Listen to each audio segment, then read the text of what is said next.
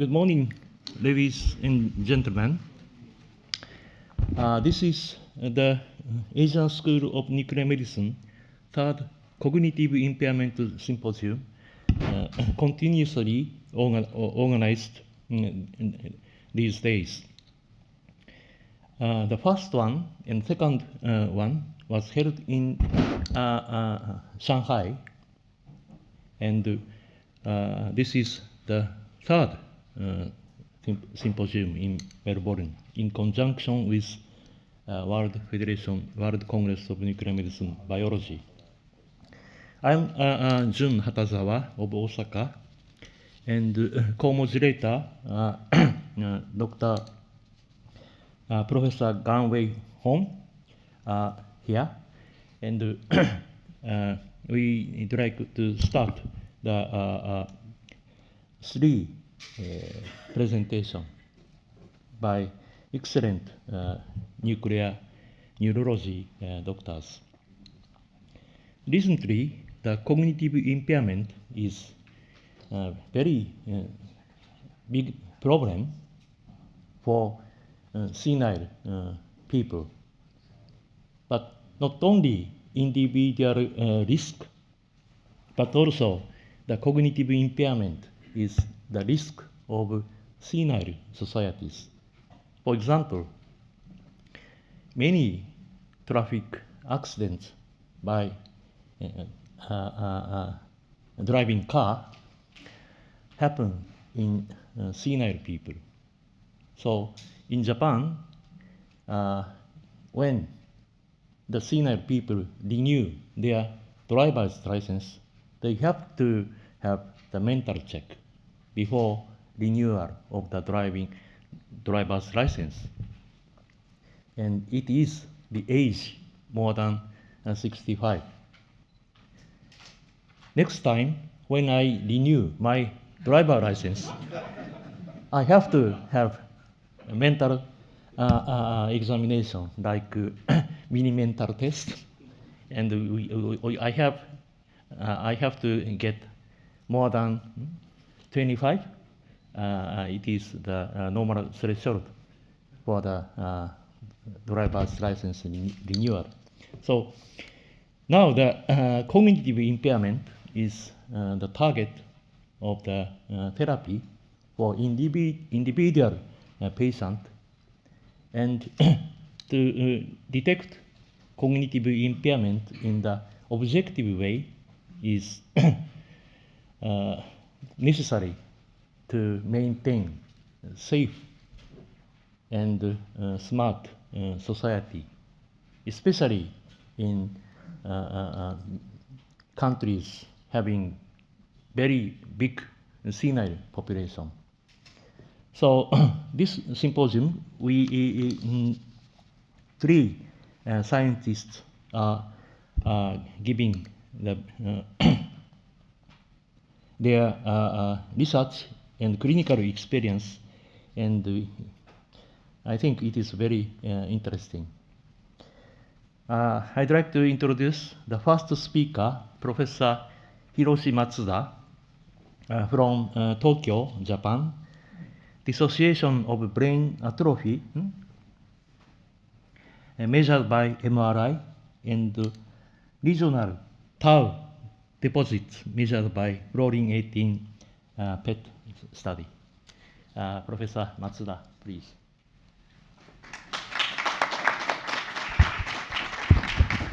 Good morning.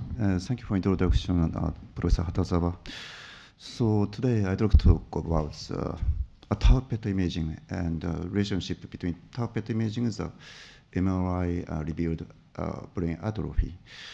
It's a very interesting topic for me. So if the MRI replaces can replace tau PET, so tau PET is no use so have no value to detect disease progression. But we are using the tau PET, so tau PET has another value, we believe. So I'd like to talk about this one. So the Alzheimer's disease has two pathology, the amyloid and the tau. So amyloid exists in the extracellular area, and the tau exists in the intracellular. So the tau has a very important role for maintaining the neural cell, but the phosphorylated tau is very toxic with the interaction of the amyloid. So we can see tau imaging using the several PET tracers nowadays. So the tau PET imaging is a very attractive imaging in the neuronuclear medicine. So we have several kinds of the tau PET tracers. So in the first generation, the three PET tracers were developed. Two of three were developed by Japanese researchers. So first one is carbon 11 PBB3, and from National Institute of Radiological Sciences. And second one is fluorine 18 AB1451. This is a very mostly used tau PET tracer in the world from Eli Lilly. And third one is fluorine 18 THK. THK means Tohoku 5351, developed by Tohoku University. So we have a cooperation with Tohoku University. We're using the THK series. Nowadays, the second generation tau PET tracers are available, but not in Japan, but used in the other countries, fluorine 18 MK6240 or PIS 2620. So I'd like to present one case, Alzheimer's disease. So in this AD patient, you can see a very highly accumulated amyloid PET tracer in cerebral cortex, and but not in the cerebral cortex. Cerebral cortex does not show any accumulation, so least accumulation in the whole brain. So we used the cerebral cortex as a reference in this kind of the images. So this is using PIB. This is the THK images. So we can see accumulation in the temporal cortex and the parietal cortex and the frontal cortex, as well as very high accumulation in the basal ganglia thalamus. But still, the cerebral cortex shows a very low accumulation. So we used cerebral cortex as a reference even in the, this THK 5351 images.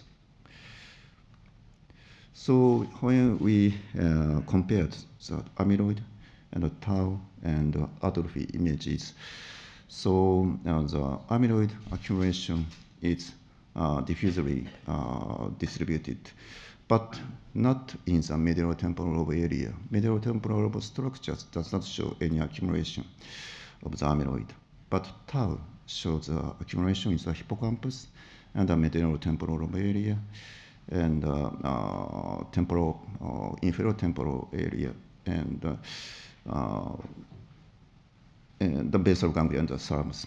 And when we compare the tau images and the atrophy images reviewed by MRI, so in Japan we can use a very unique software for what we call a VSR-AD we developed. So in this atrophy images, we can compare gray matter distribution volume with normal control. So color map shows a significant atrophied area using this software. When we compare the tau imaging with this atrophy imaging, so the discrepancy is present. In the atrophy is not present in the medial temporal lobe area, and in the lateral temporal area, the very small part of the temporal lobe shows atrophy. So however, tau accumulates in the very diffusely in this area. So there will be some discrepancy between the tau trace accumulation and the atrophy. So when we compare the Alzheimer's disease and the normal patients in the averaged images, we can extract a characteristic pattern of amyloid and tau. So the amyloid accumulates in the cerebral cortex, and especially in the frontal and temporal parietal area, but not in much in accumulation in the occipital cortex in Alzheimer's disease. But the tau PET shows in the lower part. So in Alzheimer's disease patients shows a remarkable accumulation of tau PET tracers in the temporal cortex and middle temporal lobe area and the frontal base and the posterior cingularis and the precuneus. But even in the normal subjects, you can see a very high accumulation in the middle temporal lobe area. So the middle temporal lobe area shows tau accumulation even in the normal aging. So, but tau PET tracer has a very close correlation with cognitive function. We investigated the correlation with the tau accumulation and Monteiro cognitive assessment battery scores. So you can see a very remarkable high correlation in the temporal cortex and the parietal cortex. And when we analyze the correlation with frontal assessment battery and the tau accumulation. So tau accumulation correlates to the frontal lobe accumulation. So frontal assessment battery. So from these results, so the tau PET tracer accumulation is closely correlated to the brain function, the cognitive function. So tau PET tracer is a very good marker for the biomarker of the cognitive function. So, and this THK5351 does not bind to a 3 repeat tau. Only the 4 repeat tauopathy is only binds to the 4 repeat tau.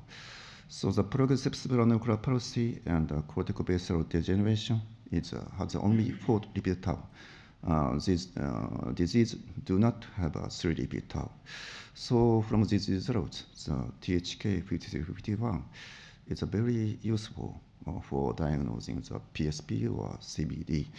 Already several papers are published about this matter, so the THK is very useful for diagnosing these 4 repeat tauopathy. This is our case, the progressive cerebronuclear palsy. So the THK5351, you can see a very high accumulation in the midbrain. So in control, we can't see any such high accumulation. So the THK5351 is very useful for diagnosing the PSP or CBD. So you can see also a high accumulation in the frontal cortex. So 4 repeat tauopathy, in the 4 repeat tauopathy, this tracer is very useful. So recently we investigated the regional tau accumulation and the regional atrophic pattern using the MRI and the THK PET. So in this study, we focused on the neurofibrillary changes, so the progressive changes of neurofibrillary tangle. This is the Bragg stages. Bragg classified in the neurofibrillary changes into 6 stages. So stage 1 is the first, the tau neurofibrillary change starts in the transantennal area, perirenal area, Brodmann areas of 35. So this tau accumulation extends to inward to enteral cortex and subiculum. And then in the stage 4, so this tau pathology extends to outward. So the fujiform gyrus or inferior temporal cortex. And this is a collateral sulcus. So the tau pathology cross the collateral sulcus and extends to the outward. So finally, the dense tau pathology is present. So nowadays, we can evaluate, we can analyze, measure the subfield volume of the medial temporal lobe structures very automatically using the machine learning technique. So when we, so you can, use this method using the high resolution T2 weighted images as well as the T1 volume images. We are using the Pennsylvania University Group software. So we automatically segment like this.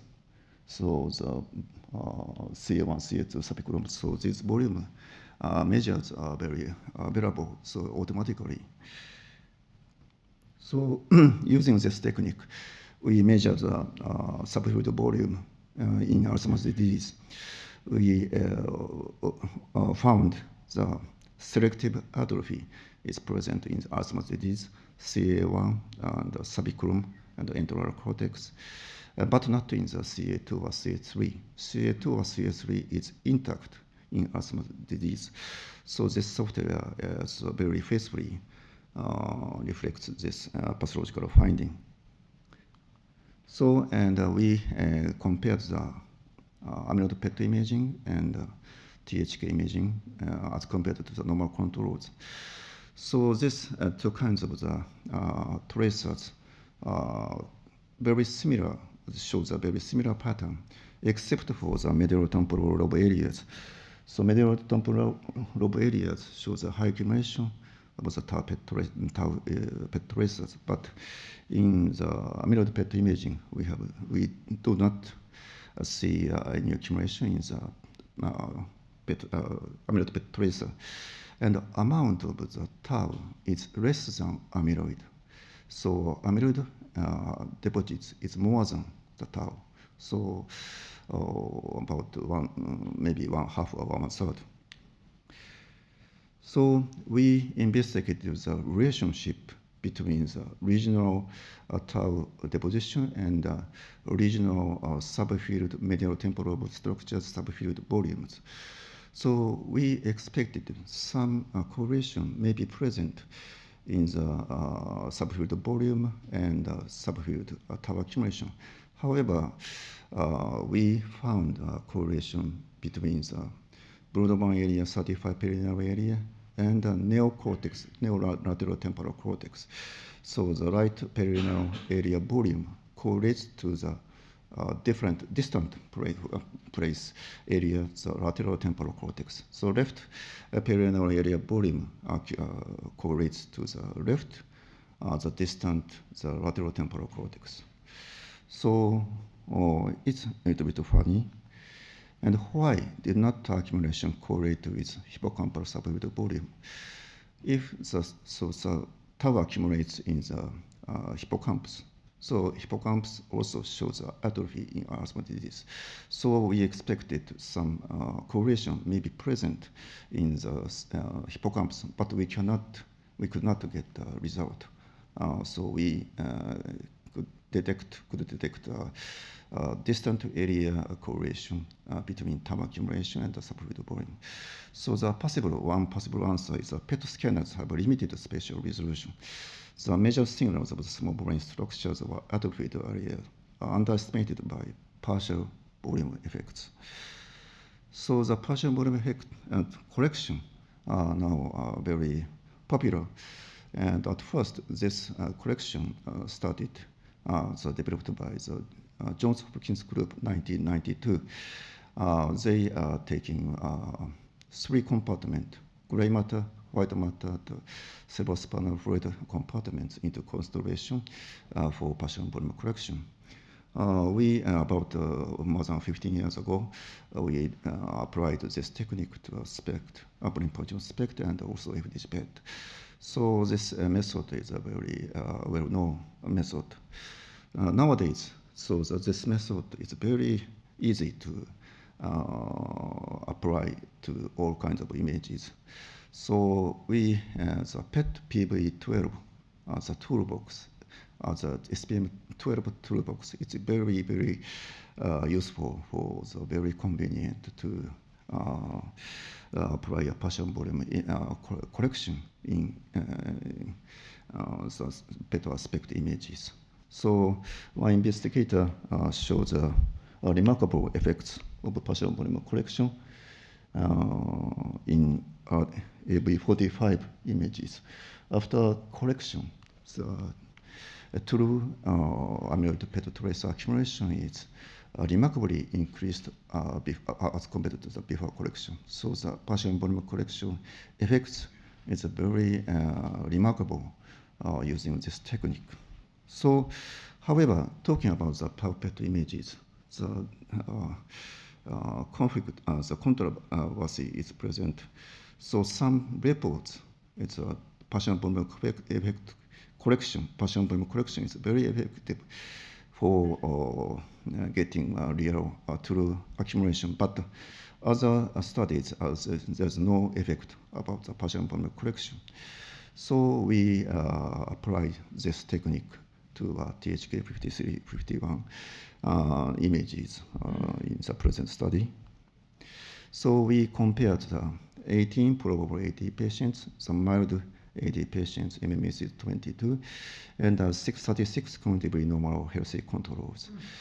So to avoid the preclinical AD, so in all cases, we performed amyloid PET using the PIB.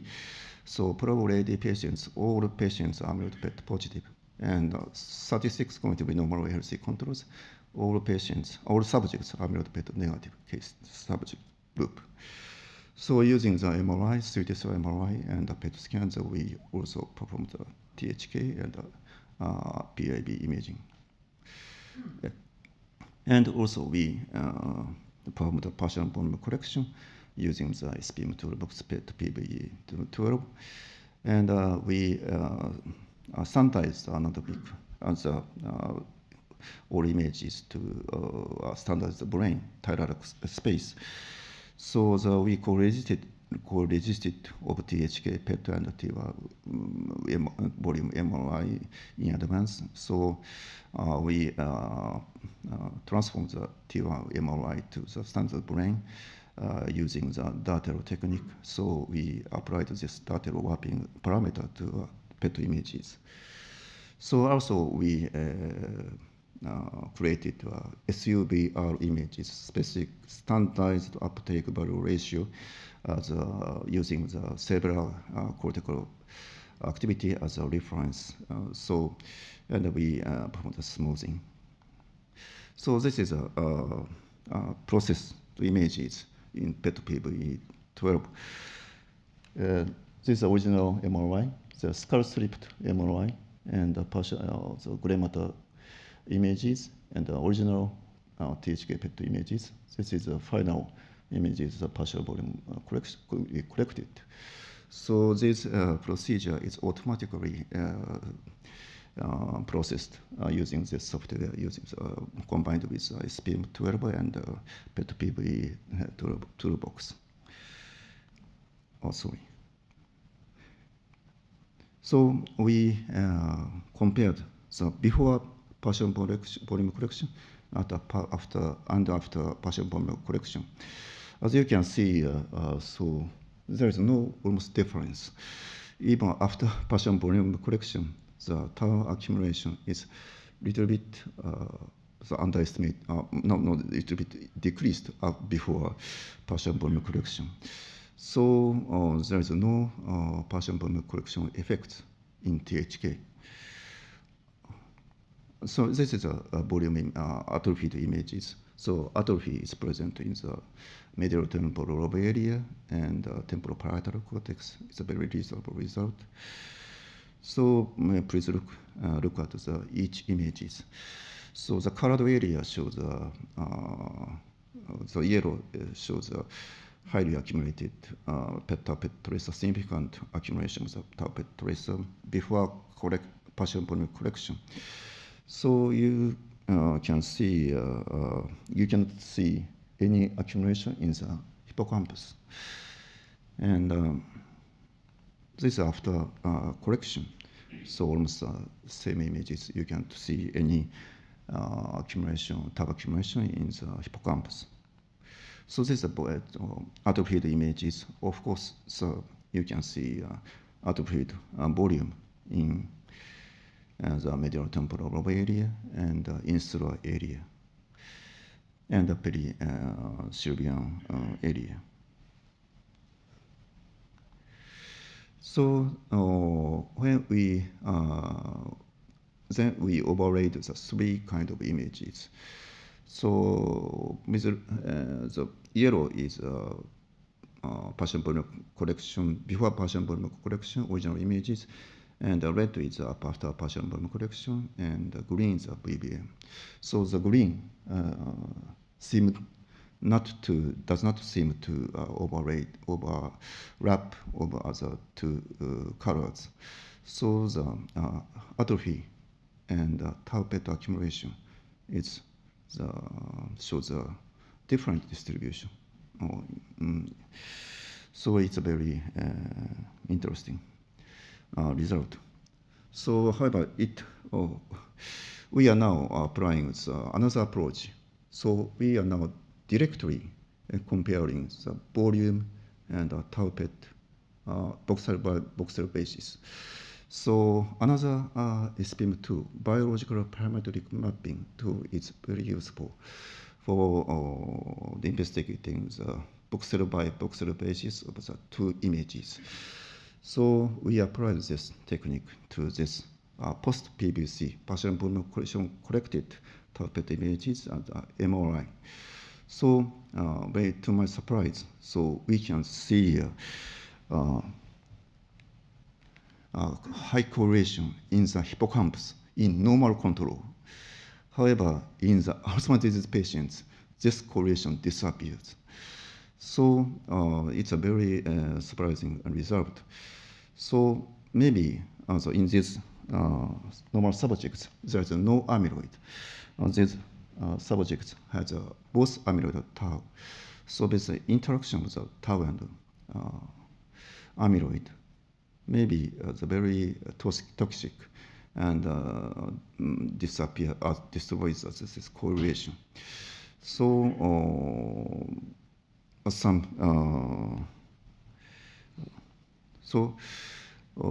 in summary, the partial volume correction was applied to correct for atrophy, but had no effect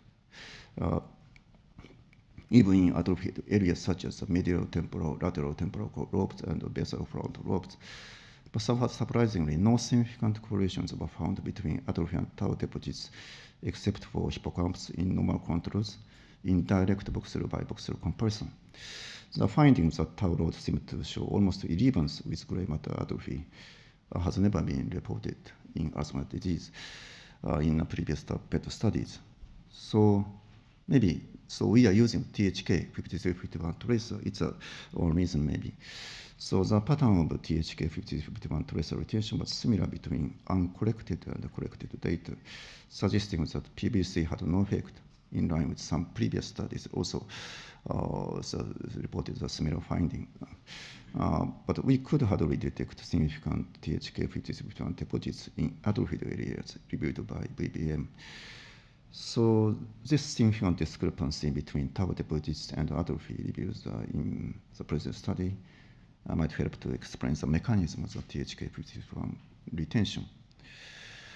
So we in this point we have to have a knowledge about the pathology, knowledge about the tau.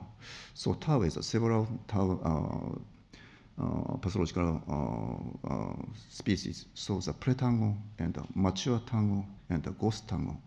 The pre-tangle is a soluble phosphorylated tau in cell bodies. So tau PET tracers do not bind to a pre-tangle. The mature tangle, insoluble intracellular mature tangles, the tau PET tracers bind. The ghost tangle, the hyperphosphorylated extracellular tangles, AB1451 does not bind, but there is no report about the THK. So this is the pre-tangle and the intracellular tangle and extracellular tangle. So extracellular tangle called ghost tangle. So if the THK 5351 does not bind to the ghost tangle, and also extracellular tangle is occupies a high proportion in the atrophied the AD patients, hippocampus in the AD patients, we can explain this, may explain this difference.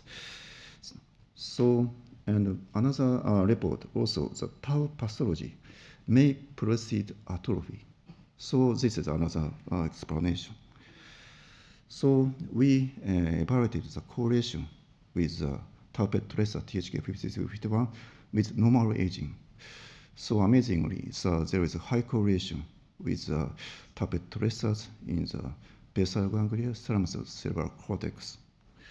So the last year, so the THK, about the mechanism of the THK5351, this tracer does not bind not only to the tau but also the monoamine oxidase B. So in this paper, so the serogin monoamine oxidase inhibitor, so administered to patients and compared to the before and after monoamine oxidase inhibitor administration. So remarkably, so tau accumulation is decreased, not only in the basal ganglia, but also in the cerebral cortex. So maybe 50-50 also the binds to this tracer, 50% of the MAO-B and 50% of the tau. So, however, using the SUVL ratio as a reference and using the cerebral cortex as a reference, the serogin effect is less. So when compared to the using the only SUV. So SUVR image is essential to evaluate the THK51 images. So in conclusion, so we found PVC is not required to estimate tau deposits in RAD when using THK5351. Almost no correlations were found between atrophy areas and tau deposits, suggesting that tau load precedes atrophy in mild patients. So further studies should be necessary, but we conclude that tau PET tracer may precede the atrophy. So it's a very useful, very promising tracer for understanding the AD mechanism, and also maybe directly corrected and correlate, may be very helpful for the future the disease-modifying drug development. Thank you for attention. Thank you, Professor Matsuda. Because Professor Matsuda used totally 30 minutes, so we will discuss later in the final session.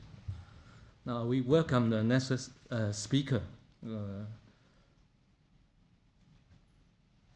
Professor Vincent Monk from Hong Kong, and he will talk about amyloid PET in vascular cognitive impairment. Let's welcome.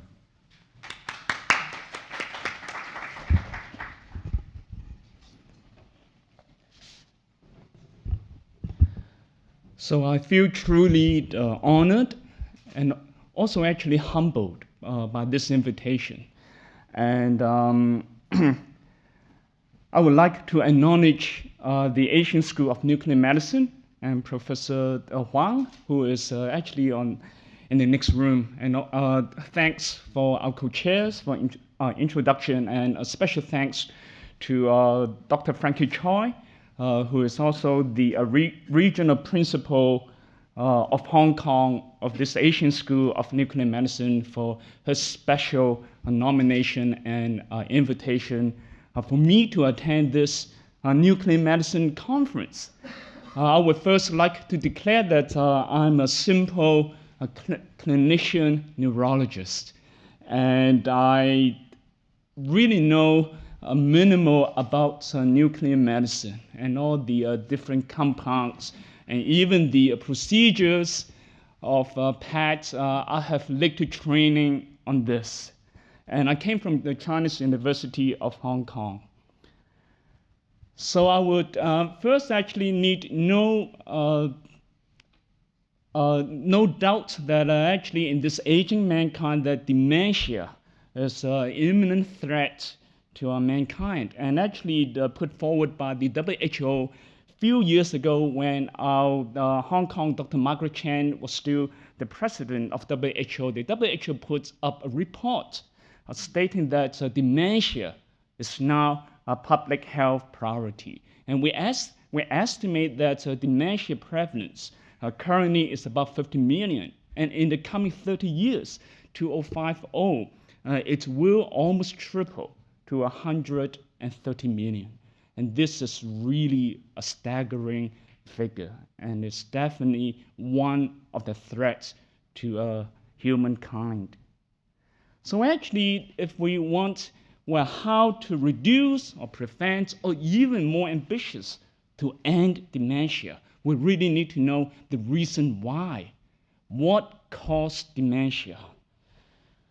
So actually, when I was still a medical student doing medical school in Australia, in Sydney in the 1980s, so the classical thoughts about the cause of dementia, we categorized into three categories, and a majority was due to Alzheimer's disease, and they label AD under the category of a neurodegenerative disease.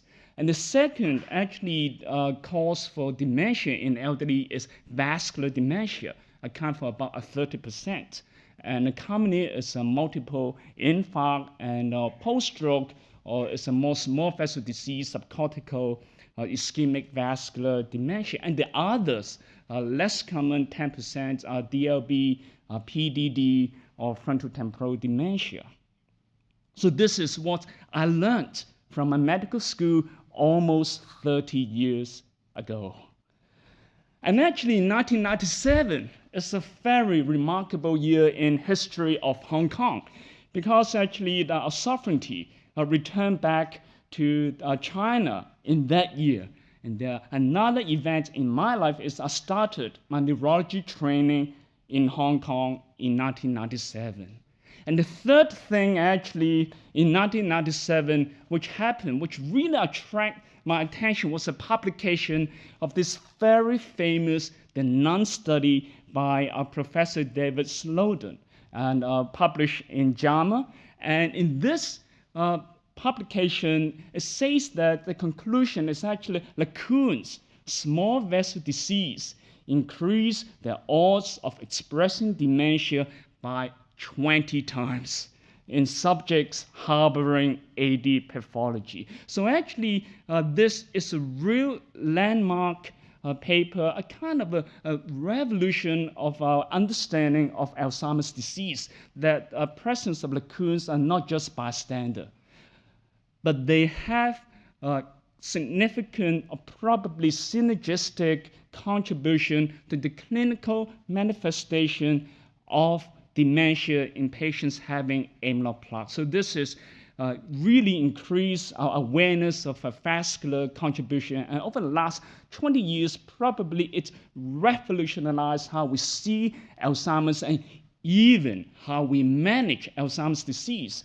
And in current guidelines, we actually emphasize that we manage Alzheimer's disease similar to a case of stroke. We monitor the vascular risk factors in patients with very early or preclinical or even mild Alzheimer's disease. So this is the vascular contribution to Alzheimer's disease in 1997.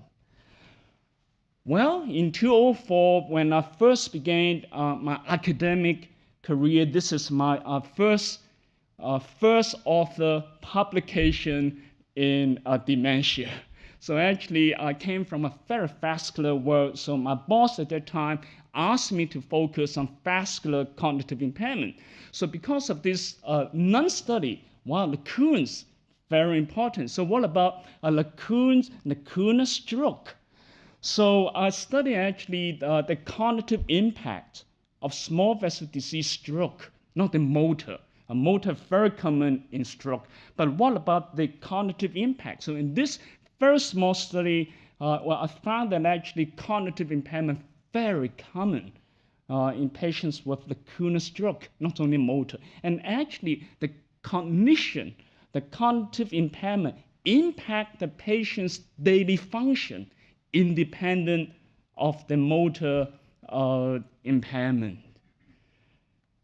But it was very hard for me to publish this study because keep rejecting few times, eventually accepted by JNMP, because most of the reviewers said that actually the limitation was that the cognitive impairment in this patient with lacunar stroke probably or mostly can be caused by underlying AD, because AD and SVD commonly coexist together.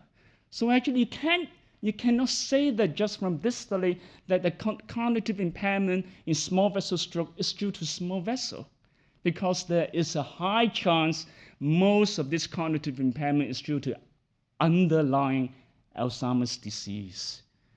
And I could not do anything with this comment.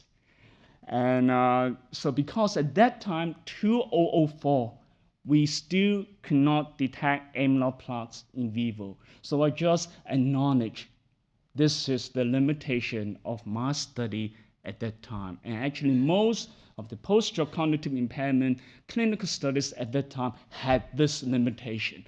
Most studies published before 2004 acknowledge this is a limitation, that there may be concurrent Alzheimer's disease.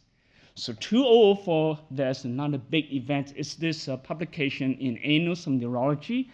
It's a collaboration by few universities, Pittsburgh, and also the Sweden, Uppsala University, and they developed this in vivo ligands. So they name it the Pittsburgh compound, PIB, and probably the B derived from this benzothiosyl group that is a major element of this compound, so PIB. So this is the first official study using in vivo PET to detect amyloid. I think this is really a revolution begins. So in the subsequent few years, there are many clinical studies, imaging studies. They studied this amyloid PET in clinical Alzheimer's disease population, in healthy controls, in patients with a mild cognitive impairment, and in patients with PDD, DLB, or FTD. And they also use amyloid PET as a surrogate markers in clinical trials, which is excellent. But then I searched the literature. At that time, I could not find any publications, or I haven't heard of any group in the world that use amyloid PET to study vascular cognitive impairment, which is the second commonest cause of dementia at that time. So in 2007, I was very fortunate that I was able to meet up with a nuclear medicine group in Hong Kong. Actually, in my university, we do not have cyclotron. And so it's hard for us to really make or produce amyloid PET. But actually, this Hong Kong Sanatorium and Hospital, for your information, is a private hospital. It's very rich. And they have all the fancy machines, field pads, and many chemistry scientists and all together.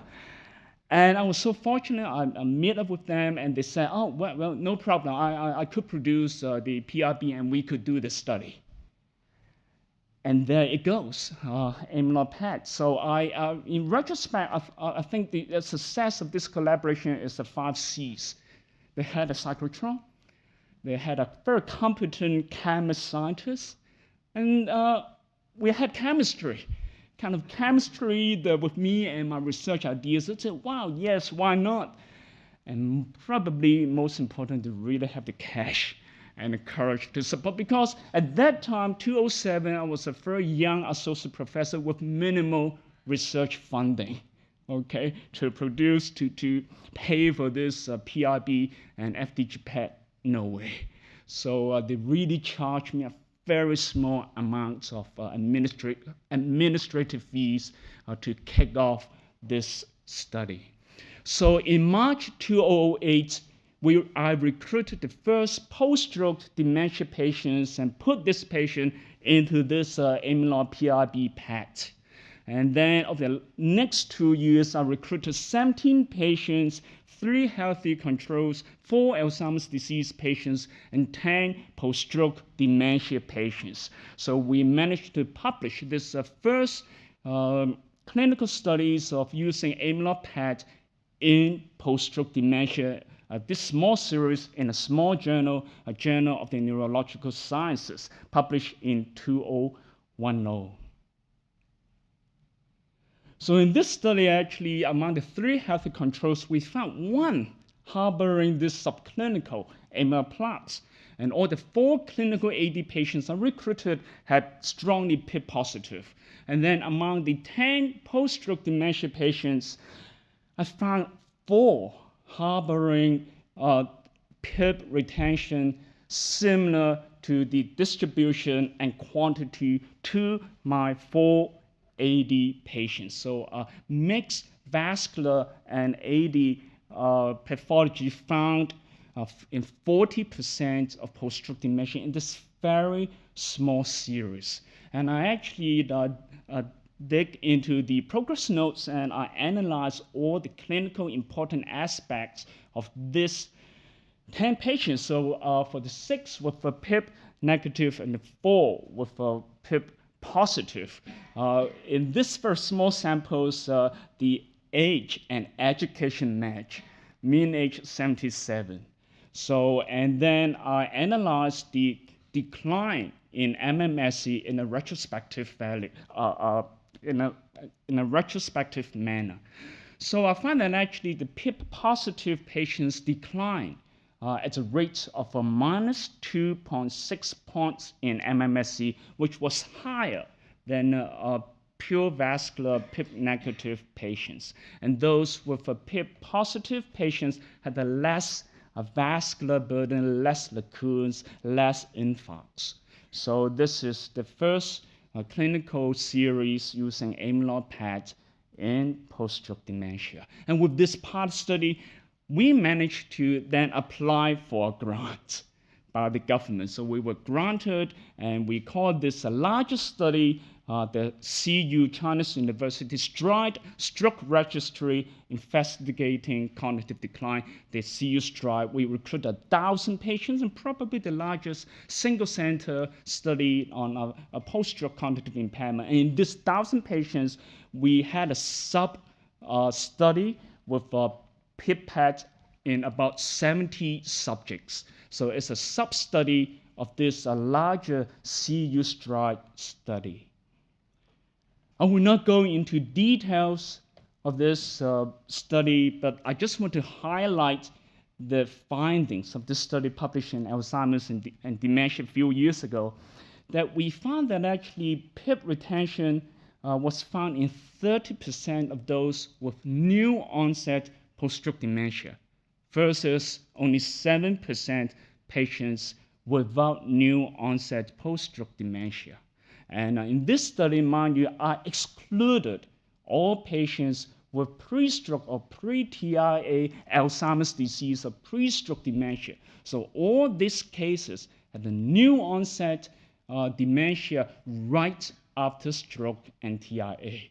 So this patient pre-stroke, no dementia. So after stroke, new onset, and among this new onset, almost a third harboring amyloid plaques. But actually, majority had pure vascular dementia.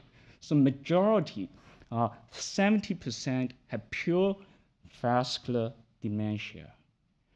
So I follow up these patients over the course of 3 years and see the more long-term prognosis of this patient with pure and mixed vascular dementia published in Stroke 3 years ago of 72 patients. So about eventually about 20 patients completed study in the pure group, in the mixed group, and we had about 50 patients in the pure post-stroke group. So to start with, at the beginning, the MMSE was comparable between the pure and mixed dementia.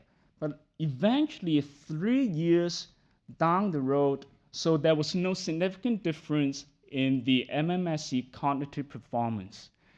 P was 0.6, but then 3 years down the road, those with concurrent significant PEP retention, the MMSE decline steadily dropped from a mean of 70 to just 12, 11.8, whereas those with pure vascular dementia, the MMSE declined slightly and kind of remained plateau. So there was a significant difference in the MMSE performance at the end of the study. So actually, this study showed that if you have a stroke or TIA afterwards, and then there was concurrent AD pathology, that the long-term prognosis would be worse. So no good. So it has a clinical prognostic value of knowing the PIP or amyloid status in this patient. Let me share with you a real case recruited in this amyloid PIP-PAT sub-study. So this case developed early onset, well, not necessarily post-stroke, because this is a 79-year-old gentleman, a 79 Hong Kong Chinese man, and he was admitted to our acute stroke unit with a left-sided weakness for only 30 minutes.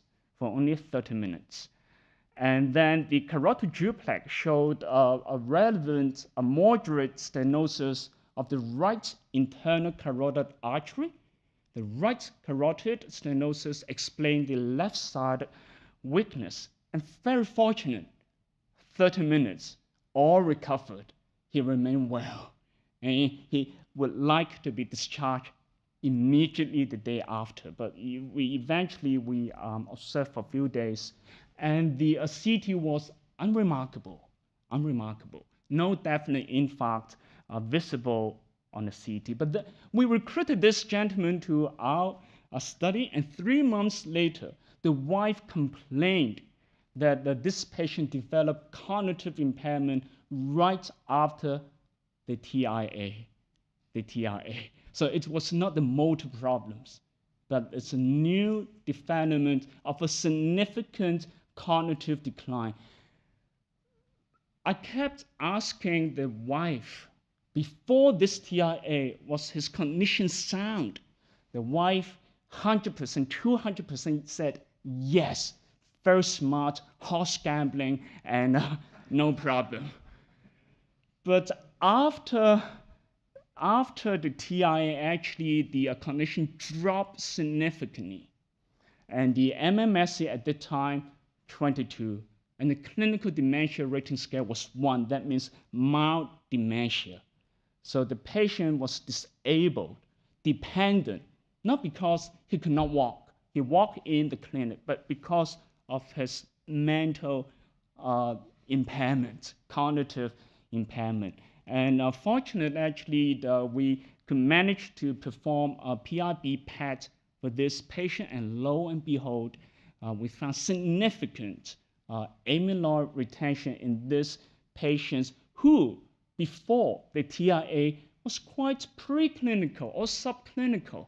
But then this vascular event, although it was mild, could trigger the onset of a cognitive decline.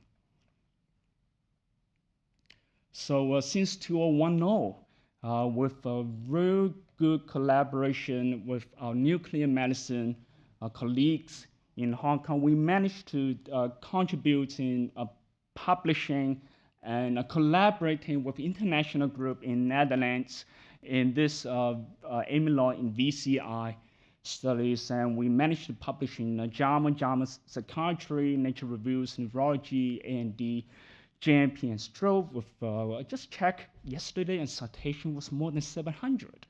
It was so encouraging, and we were awarded this Research Excellence Award by our Hong Kong government last year. And I was actually, last June, I was in Oxford having a meeting, but I invited Dr. Eric Leung, and truly acknowledge his partnership to take the prize on behalf of me.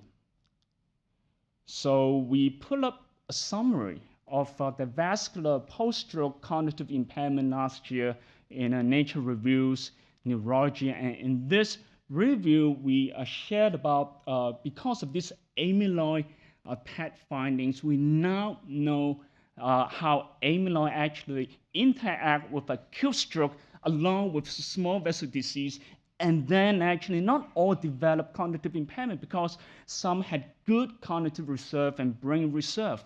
And apart from amyloid and small vessel, there are other brain changes such as hippocampal sclerosis. We even actually picked up one patient with frontotemporal dementia and brought up because of this vascular event. And so this very complicated interaction between amyloid and stroke and small vessel, and then with cognitive brain resilience affecting the cognitive manifestation.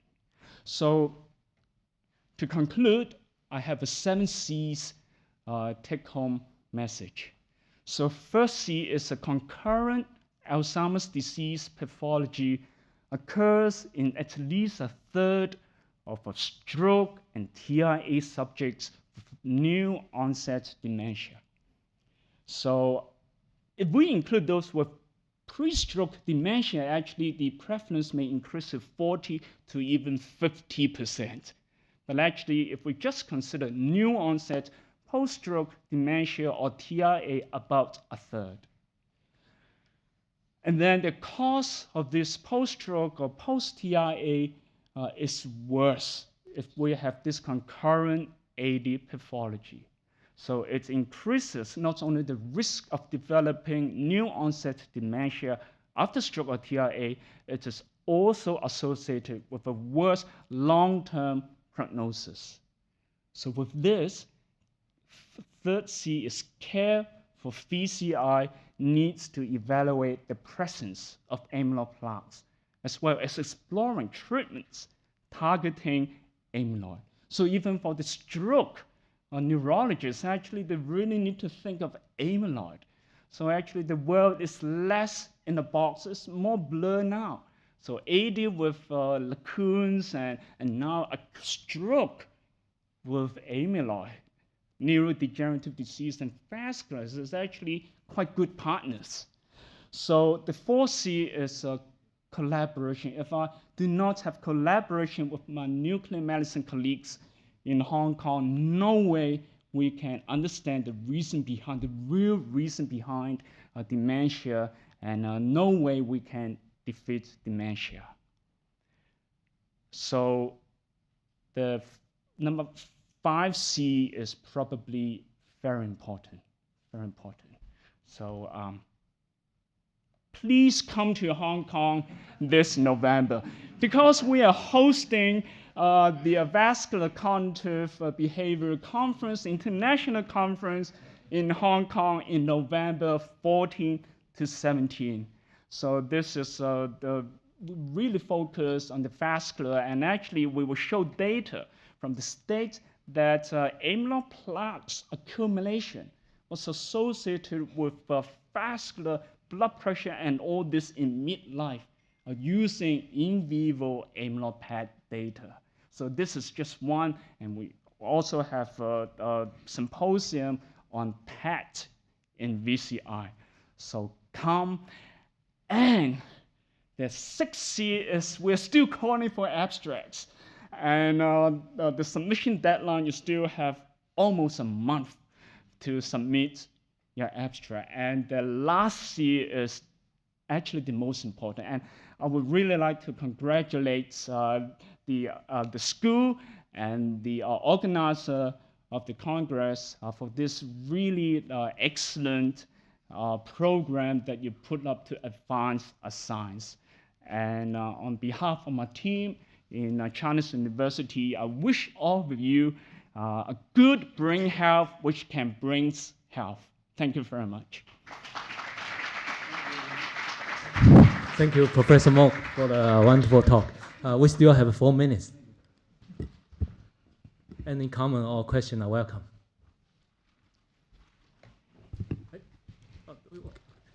Please. Thank you. So I enjoyed it very much. Just curious about the people. Oh, okay. I'm just curious about the PIB deposition. Is it in a similar pattern as Alzheimer's in terms of parietal temporal type of deposition after stroke? It's exactly the same Okay, as an AD. thank you. Young gentleman, please. Thanks, Professor Mok, for your wonderful presentation. I have a question concerning the, it's a very practical question, actually. In your daily practice, you see a lot of patients with vascular events and TIA, something.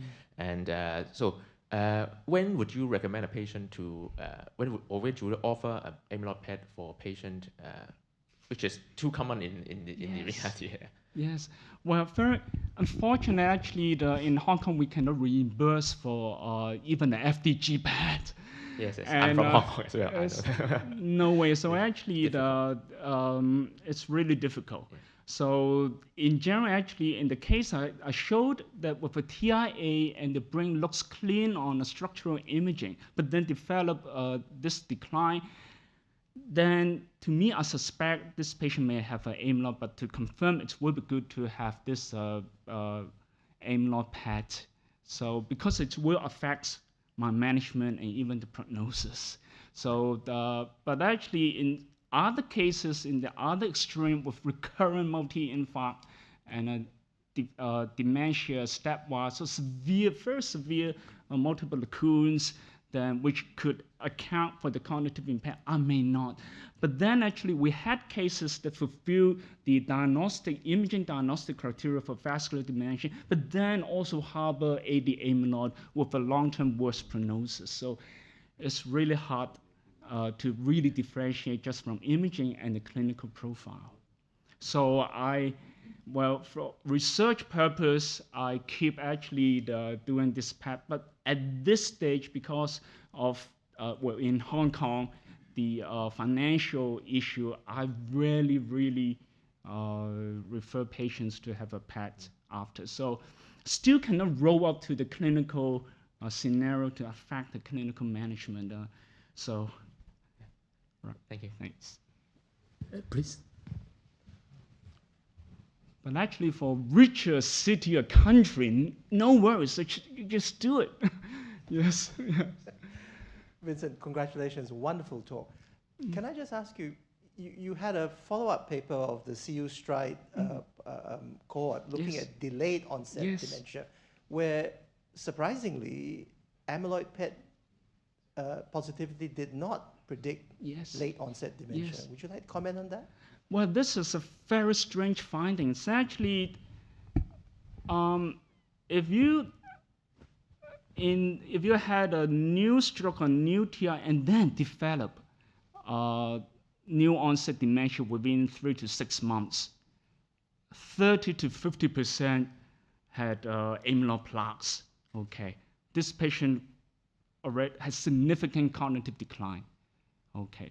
And then actually, I had another paper which Professor Christopher Chan, the president of the International FASTCOG, okay? And he mentioned the other paper, which that other paper, I excluded all patients with new onset dementia. So excluded majority of patients who harbor amyloid plaques. So I just followed those with no new onset post-stroke dementia. I followed them up for another 3 years, and then a certain portion of patients developed dementia 3 years later. And then I also performed PET in those patients. Majority had no amyloid plaques. Majority has severe small vessel disease. Okay, I think it's likely that already excluded those with amyloid plaques at the start of this longitudinal study. Sorry, because time limitation. We discussed in the final session.